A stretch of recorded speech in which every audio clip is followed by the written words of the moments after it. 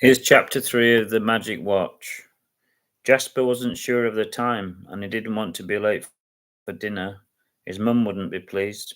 He wiped the watch face clean. 5 o'clock, it said, and he was sure that it wasn't far off the mark. Then he heard the bullies behind him shouting and laughing, and he remembered the text of the invisible man, and he began to sink into a daydream. I really wish I was invisible too, he said out loud to no one in particular, but the watch heard him, for the watch was magical and it granted the lucky finder one wish. Unfortunately, the last finder had wished for too many things, and he had thrown the poor watch into the nearest puddle, where it had languished for 5 long years, not moving and not ticking, for it needed its wish to be cast to give it purpose, and now purpose was what it had. In an instant, Jasper was invisible. Unknown to Jasper, no one could see him, not the pigeons, not the cats, certainly not the busy pedestrians. It was bound to cause problems.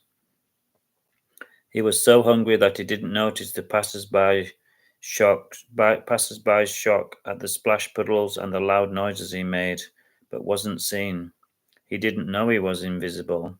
It was only when he peered into the shop window at the new shiny TVs that he saw the watch reflected in the window, but nothing else.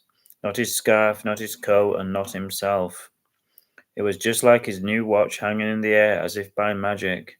He was astounded, and then he cast his mind back to what he had earlier said. I really wish I was invisible, and now he was. It was hard to believe, but his wish had been granted, and he looked again at the watch in mid-air, and he came to the unbelievable conclusion that it must have happened because of the watch. Somehow, by some strange weird magic, it had the power to make him invisible, like cellophane. There was no other explanation. He was see-through. It was a scary thought. He felt for his arms and patted his stomach to check it was still there. And then, relieved, he began to weigh up the pluses and the minuses of the situation.